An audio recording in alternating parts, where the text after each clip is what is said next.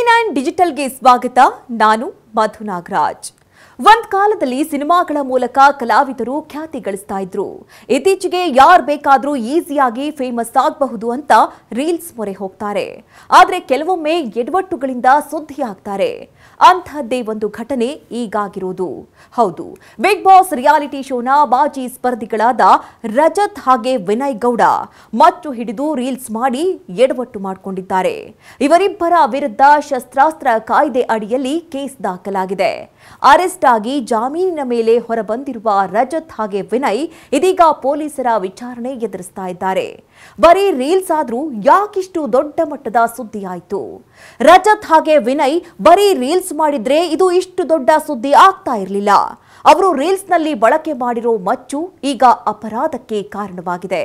ಹಾಗಾದ್ರೆ ಯಾಕೆ ಸಾರ್ವಜನಿಕ ವಲಯದಲ್ಲಿ ವೆಪನ್ಸ್ಗಳನ್ನ ಬಳಸಬಾರದು? ನಮ್ಮ ದೇಶದ ಕಾನೂನು ಏನ್ ಹೇಳುತ್ತೆ? ಆರ್ಮ್ಸ್ ಆಕ್ಟ್ ಏನ್ ಹೇಳುತ್ತೆ? ಶಸ್ತ್ರಾಸ್ತ್ರ ಕಾಯ್ದೆ ಮೊದಲು 1878ರಲ್ಲಿ ಭಾರತದಲ್ಲಿ ಬ್ರಿಟಿಷ್ ವಸಾಹತುಶಾಹಿ ಆಳ್ವಿಕೆಯಲ್ಲಿ ಪರಿಚಯವಾಯಿತು. ಬ್ರಿಟಿಷರು ಭಾರತೀಯರಿಂದ ಭಯಭೀತರಾಗಿದ್ರು ಮತ್ತು ಶಸ್ತ್ರಾಸ್ತ್ರಗಳನ್ನು ಹೊಂದಿರುವ ಭಾರತೀಯರು ಈ ದೇಶದಲ್ಲಿ ತಮ್ಮ ಆಡಳಿತಕ್ಕೆ ಬೆದರಿಕೆ ಅಂತ ಅನ್ಕೊಂಡ್ರು.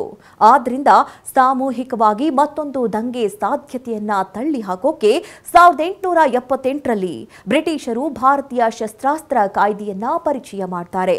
ನಾಗರಿಕರು ಬಂದೂಕುಗಳ ಸ್ವಾಧೀನ, ತಯಾರಿಕೆ, ಮಾರಾಟ ಮತ್ತು ಬಳಕೆಯನ್ನ ನಿಯಂತ್ರಿಸಲು ಮತ್ತು ಅಪರಾಧ ಚಟುವಟಿಕೆಗಳಲ್ಲಿ ಅವುಗಳ ಬಳಕೆಯನ್ನ ತಡೆಯಲು ಈ ಕಾಯ್ದೆಯನ್ನ ಜಾರಿಗೆ ತರ್ತಾರೆ. ಕಾಯ್ದೆಯನ್ನ ಪಾಲಿಸಲು ವಿಫಲರಾದವರಿಗೆ ಜೈಲು ಶಿಕ್ಷೆ ಮತ್ತು ದಂಡ ಸೇರಿದಂತೆ ಕಠಿಣ ಶಿಕ್ಷೆಗಳು ವಿಧಿಸಲ್ಪಡುತ್ತೆ. 1857ರಲ್ಲಿ ಭಾರತೀಯ ದಂಗೆಯ ಮೊದಲು ವಸಾಹತುಶಾಹಿ ಭಾರತದಲ್ಲಿ ಬಂದೂಕು ನಿಯಂತ್ರಣ ಕಾನೂನುಗಳು ಕಡಿಮೆ ಇದ್ವು.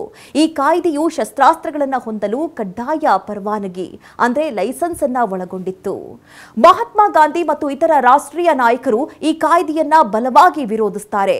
ಭಾರತದಲ್ಲಿ ಬ್ರಿಟಿಷ್ ಆಳ್ವಿಕೆಯ ಅನೇಕ ದುಷ್ಕೃತ್ಯಗಳಲ್ಲಿ ಇತಿಹಾಸವು ಇಡೀ ರಾಷ್ಟ್ರವನ್ನ ಶಸ್ತ್ರಾಸ್ತ್ರಗಳಿಂದ ವಂಚಿತಗೊಳಿಸುವ ಕೃತ್ಯವನ್ನ ಅತ್ಯಂತ ಕರಾಳ ಕೃತ್ಯ ಅಂತ ಹೇಳ್ತಾರೆ. 1959, 2016 ಮತ್ತು 2019ರಲ್ಲಿ ಅತ್ಯಂತ ಮಹತ್ವದ ತಿದ್ದುಪಡಿಗಳನ್ನು ಈ ಕಾಯ್ದೆಯಲ್ಲಿ ತರಲಾಗುತ್ತೆ. 1959ರ ತಿದ್ದುಪಡಿಯು ಕಠಿಣ ಪರವಾನಗಿ ಅಂದ್ರೆ ಲೈಸೆನ್ಸ್ ಮತ್ತು ಅವಶ್ಯಕತೆಗಳನ್ನು ಪರಿಚಯಿಸಿತು ಮತ್ತು ಕಾರ್ಯಗತಗೊಳಿಸುವುದನ್ನು ತಪ್ಪಿಸಿದ್ದಕ್ಕಾಗಿ ಹೆಚ್ಚಿನ ದಂಡಗಳನ್ನು ವಿಧಿಸುತ್ತೆ. 2016ರ ಶಸ್ತ್ರಾಸ್ತ್ರ ನಿಯಮವು ಶಸ್ತ್ರಾಸ್ತ್ರ ಪರವಾನಗಿಗಾಗಿ ಅರ್ಜಿ ಸಲ್ಲಿಸುವ ಪ್ರತಿಯೊಬ್ಬ ವ್ಯಕ್ತಿಯು ಅಥವಾ ತಯಾರಕರು ಶಸ್ತ್ರಾಸ್ತ್ರ ಮತ್ತು ಮದ್ದುಗುಂಡುಗಳ ಸುರಕ್ಷತಾ ತರಬೇತಿ ಕೋರ್ಸ್ಗಳನ್ನು ಪೂರ್ಣಗೊಳಿಸಬೇಕಾಗುತ್ತೆ ಅಂತ ಹೇಳುತ್ತೆ. ತರಬೇತಿಯು ಶಸ್ತ್ರಾಸ್ತ್ರ ಮತ್ತು ಮದ್ದುಗುಂಡುಗಳ ಸುರಕ್ಷಿತ ನಿರ್ವಹಣೆ, ಶಸ್ತ್ರಾಸ್ತ್ರಗಳ ಸುರಕ್ಷಿತ ನಿರ್ವಹಣೆ, ಗುಂಡು ಹಾರಿಸುವ ತಂತ್ರ, ಸುರಕ್ಷಿತ ಸಂಗ್ರಹಣೆ, ಆರೈಕೆ ಹೀಗೆ ಮೂಲಭೂತ ಜ್ಞಾನವನ್ನ ಒಳಗೊಂಡಿತ್ತು ಈ ಕಾಯ್ದೆ. ಅರ್ಹತಾ ಮಾನದಂಡಗಳ ಆಧಾರ ಮತ್ತು ಪೊಲೀಸ್ ಪರಿಶೀಲನೆಯ ನಂತರ ಅಧಿಕಾರಿಗಳು 60 ದಿನಗಳಲ್ಲಿ ಶಸ್ತ್ರಾಸ್ತ್ರ ಮತ್ತು ಮದ್ದುಗುಂಡುಗಳ ಪರವಾನಗಿಯ ಅರ್ಜಿಯನ್ನ ಮಂಜೂರು ಮಾಡಬೇಕು ಅಥವಾ ನಿರಾಕರಿಸಬೇಕು ಅಂತ ಶಸ್ತ್ರಾಸ್ತ್ರ ನಿಯಮ 2016 ಕಾಯ್ದೆ ಹೇಳುತ್ತೆ. 2019ರ ತಿದ್ದುಪಡಿಯು ಬಂದೂಕುಗಳ ಕಡ್ಡಾಯ ನೋಂದಣಿ, ಕೇಂದ್ರ ದತ್ತ ಸಂಚಯ ಸ್ಥಾಪನೆ ಮತ್ತು ಕೆಲವು ರೀತಿಯ ಬಂದೂಕುಗಳ ನಿಷೇಧಕ್ಕೆ ನಿಬಂಧನೆಯನ್ನ ಪರಿಚಯಿಸುತ್ತೆ. ಈಗಾಗಲೇ ಹೇಳಿದಂತೆ 1959ರ ಶಸ್ತ್ರಾಸ್ತ್ರ ಕಾಯ್ದೆಯ ಉದ್ದೇಶವಾದ್ರೂ ಏನು? ಅಕ್ರಮ ತಯಾರಿಕೆ ಮತ್ತು ಮಾರಾಟವನ್ನ ಕಡಿಮೆ ಮಾಡಲು, ಬಂದೂಕುಗಳಿಗೆ ಸಂಬಂಧಪಟ್ಟಂತಹ ಅಪರಾಧಗಳನ್ನು ಕಡಿಮೆ ಮಾಡುವುದು, ಸಮಾಜದಲ್ಲಿ ಶಾಂತಿ ಮತ್ತು ಸುವ್ಯವಸ್ಥೆಯನ್ನ ಕಾಪಾಡಲು ಅಪಾಯಕಾರಿ ಆಯುಧಗಳು ನಾಗರಿಕರಿಗೆ ಲಭ್ಯವಿಲ್ಲದಂತೆ ನೋಡಿಕೊಳ್ಳುವುದು, ಸ್ವಯಂ ರಕ್ಷಣೆಗಾಗಿ ಶಸ್ತ್ರಾಸ್ತ್ರಗಳು ಅಧಿಕೃತ ಲೈಸೆನ್ಸ್ ಅಡಿಯಲ್ಲಿ ನಾಗರಿಕರಿಗೆ ಲಭ್ಯವಾಗಿರುವುದು, ಸ್ವಂತ ಶಸ್ತ್ರಾಸ್ತ್ರಗಳು ಮತ್ತು ಮದ್ದುಗುಂಡುಗಳನ್ನು ಸಾಗಿಸಲು ಲೈಸೆನ್ಸ್ ಅಗತ್ಯವಿರುವುದು. ಭಾರತದಲ್ಲಿ ಬಂದೂಕು ಪರವಾನಗಿ ಪಡೆಯುವ ವಿಧಾನವನ್ನ 1959ರ ಶಸ್ತ್ರಾಸ್ತ್ರ ಕಾಯ್ದೆಯ ಸೆಕ್ಷನ್ 13ರ ಅಡಿಯಲ್ಲಿ ಅರ್ಜಿದಾರರು ಪರವಾನಗಿ ಪ್ರಾಧಿಕಾರದಲ್ಲಿ A1 ರಿಂದ ಅರ್ಜಿಯನ್ನು ಸಲ್ಲಿಸಬೇಕಾಗುತ್ತೆ ಮತ್ತು ಫೀಸ್ ಕಟ್ಟಬೇಕು. ಪ್ರಾಧಿಕಾರಕ್ಕೆ ಅಗತ್ಯವಿರುವಂತಹ ಯಾವುದೇ ಇತರ ದಾಖಲೆಗಳನ್ನು ನೀಡಬೇಕಾಗುತ್ತೆ. ಹಾಗಾದ್ರೆ ಯಾರ್ಯಾರು ಪರವಾನಗಿಯನ್ನ ಪಡೆಯಬಹುದು? ಒಬ್ಬ ವ್ಯಕ್ತಿಯು ಶ್ರೀಮಂತನಾಗಿರಬಹುದು ಅಥವಾ ಬೆದರಿಕೆಗೆ ಒಳಗಾಗಿರಬಹುದು. ಆದ್ರಿಂದ ಅವನು ಅಥವಾ ಅವಳು ಆತ್ಮರಕ್ಷಣೆಗಾಗಿ ಪರವಾನಗಿ ಅರ್ಜಿಯನ್ನ ಸಲ್ಲಿಸಬಹುದು. ರಾಜಕಾರಣಿಗಳು ಮತ್ತು ವಿವಿಐಪಿಗಳಿಗೆ, ಬಂದೂಕುದಾರಿಗಳು ಮತ್ತು ರಕ್ಷಣಾ ದಳಗಳು ಸೇರಿದಂತೆ ಬ್ಯಾಂಕ್ಗಳು ಮತ್ತು ಸಂಸ್ಥೆಗಳಿಗೆ ಸಾಮಾನ್ಯ ಭದ್ರತೆಗಾಗಿಯೂ ನೀಡಲಾಗುತ್ತೆ. ಕೃಷಿ ರೈತರು ಹಂದಿಗಳಿಂದ ಬೆಳೆ ರಕ್ಷಣೆಗಾಗಿ ಬಂದೂಕುಗಳಿಗೆ ಪರವಾನಗಿಯನ್ನ ಸಹ ಪಡಿತಾರೆ. ಶೂಟಿಂಗ್ನಂತಹ ಕ್ರೀಡಾ ಉದ್ದೇಶಗಳಿಗೂ ಬಂದೂಕು ಪರವಾನಗಿಯನ್ನ ನೀಡಬಹುದು. 2 ವರ್ಷಗಳಿಗಿಂತ ಹೆಚ್ಚು ಕಾಲ ವಿದೇಶದಲ್ಲಿ ಪರವಾನಗಿ ಹೊಂದಿರುವ ಅನಿವಾಸಿ ಭಾರತೀಯರು ತಮ್ಮ ಬಂದೂಕನ್ನ ಮರಳಿ ತರಲು ಭಾರತದಲ್ಲಿಯೂ ಸಹ ಅರ್ಜಿ ಸಲ್ಲಿಸಬಹುದು. ಮಾನ್ಯ ಕಾರಣಗಳಿದ್ರೆ ವಿದೇಶಿ ಪ್ರಜೆಗಳು ಭಾರತದಲ್ಲಿ 6 ತಿಂಗಳಲ್ಲಿ ಗರಿಷ್ಠ 6 ತಿಂಗಳವರೆಗೆ ಇರುವುದಕ್ಕೆ ಅವಕಾಶವನ್ನ ನೀಡಬಹುದು. ಇನ್ನು 1947ರಲ್ಲಿ ಭಾರತ ಸ್ವಾತಂತ್ರ್ಯ ಪಡೆದ ನಂತರ ದೇಶದಲ್ಲಿ ಶಸ್ತ್ರಾಸ್ತ್ರ ಕಾಯ್ದೆ ಜಾರಿಯಲ್ಲಿತ್ತು. ಆದಾಗ್ಯೂ ಭದ್ರತಾ ಬೆದರಿಕೆಗಳನ್ನು ಬಗೆಹರಿಸಲು ಮತ್ತು ಶಸ್ತ್ರಾಸ್ತ್ರಗಳ ಜವಾಬ್ದಾರಿಯುತ ಬಳಕೆಯನ್ನ ಖಚಿತಪಡಿಸಿಕೊಳ್ಳುವುದಕ್ಕೆ ಕಾಯ್ದೆಗೆ ಹಲವಾರು ತಿದ್ದುಪಡಿಗಳನ್ನು ಮಾಡಲಾಗುತ್ತೆ.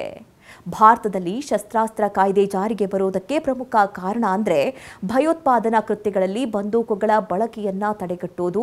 ಭಯೋತ್ಪಾದಕ ಚಟುವಟಿಕೆಗಳು ಭಾರತ ಸರ್ಕಾರಕ್ಕೆ ಗಮನಾರ್ಹ ಕಾಳಜಿಯನ್ನ ನೀಡಿದೆ ಮತ್ತು ಬಂದೂಕುಗಳನ್ನು ಹೆಚ್ಚಾಗಿ ಭಯೋತ್ಪಾದಕ ದಾಳಿಗಳಲ್ಲಿ ಬಳಸಲಾಗಿದೆ. ನಾಗರಿಕರಲ್ಲಿ ಬಂದೂಕುಗಳ ಹರಡುವಿಕೆಯನ್ನ ತಡೆಗಟ್ಟುವುದು ಮತ್ತು ಸರಿಯಾದ ತರಬೇತಿಯನ್ನ ಪಡೆದ ಮತ್ತು ಅಗತ್ಯ ಪರವಾನಗಿಯನ್ನ ಪಡೆದ ಜವಾಬ್ದಾರಿಯುತ ವ್ಯಕ್ತಿಗಳು ಮಾತ್ರ ಬಂದೂಕುಗಳನ್ನು ಬಳಸ್ತಾರೆ ಅಂತ ಖಚಿತಪಡಿಸಿಕೊಳ್ಳುವುದು ಈ ಕಾಯ್ದೆಯ ಗುರಿಯಾಗಿದೆ. ಭಾರತದಲ್ಲಿ ಶಸ್ತ್ರಾಸ್ತ್ರ ಕಾಯ್ದೆಯ ಅಡಿಯಲ್ಲಿ ಅತ್ಯಂತ ಪ್ರಮುಖವಾದ ಪ್ರಕರಣಗಳಲ್ಲಿ ಒಂದಾಗಿದ್ದು ಸಂಜಯ್ ದತ್ ವರ್ಸಸ್ ಮಹಾರಾಷ್ಟ್ರ. ಇದರಲ್ಲಿ 1993ರ ಮುಂಬೈ ಬಾಂಬ್ ಸ್ಫೋಟದ ಸಮಯದಲ್ಲಿ ಜನಪ್ರಿಯ ಬಾಲಿವುಡ್ ನಟ ಸಂಜಯ್ ದತ್ ಅವರು AK-56 ಅಸಾಲ್ಟ್ ರೈಫಲ್ ಸೇರಿದಂತೆ ಅಕ್ರಮ ಬಂದೂಕುಗಳನ್ನು ಹೊಂದಿದ್ದಾಗಿ ಆರೋಪಿಸಲ್ಪಟ್ಟಿದ್ರು.